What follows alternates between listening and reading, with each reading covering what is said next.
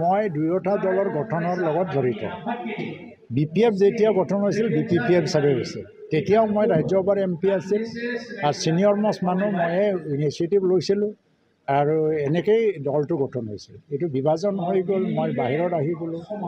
UPPL গঠন হৈছে, ময়ে প্ৰতিষ্ঠাপক সভাপতি। আজি দুয়োটাৰ কাৰণেও মোৰ ক'তবা নহয় ক'তবা হয়তো UPPLৰ কাৰণে বেছি ফিলিং আছে ভাল, BPFৰ কাৰণে ক'তবা ফিলিংটো নহা নহয় আহে। তো একেলগে আহি যদি নিৰ্বাচনত অৱতীৰ্ণ হ'ব পাৰে তেতিয়াতো মোতকৈ বেছি সুখী মানুহ নহ'ব পৃথিৱীত। মই সুখী হ'মেই। কিন্তু সঁচা অৰ্থত ৰাজনৈতিক দল যদি ইউনিটিত আহিব লাগে বা একত্ৰীকৰণ হ'ব লাগে, তাত কিছুমান সমীকৰণ থাকে, এই ফৰ্মুলাবিলাক মিলাব লাগিব। এতিয়া কোনোবা যদি ইউনিটিত আহিব খুজিছে জাতীয় সংগঠনৰ আহ্বানত, তেওঁলোকে সোনকালে আজিকালিৰ ভিতৰতে বহি পেলাই ফৰ্মুলাবিলাক ঠিক কৰক, তেতিয়া ইউনিটিটো আহিব। মই ক'ব লগা নহয়, মইতো আদৰণি জনামেই। তেতিয়া এইটো ইউনিটিৰ শ্লোগানটো মাত্ৰ মুখৰ শ্লোগান নকৰি পেলাই বাস্তৱত যদি আনিব লাগে, আলোচনাৰ কৰাৰ বাহিৰে কোনো এটা বিকল্প নাই।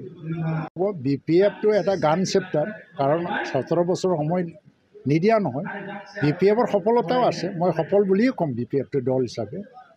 কিন্তু 17 বছৰ শাসনৰ পিছত ই ক্ষমতাৰ পৰা বাহিৰত থাকিল যেতিয়া, ঘূৰি অহাৰ কোনো সম্ভাৱনা নাই। বাকী কংগ্ৰেছটো ইয়াত স্থিতি নাই।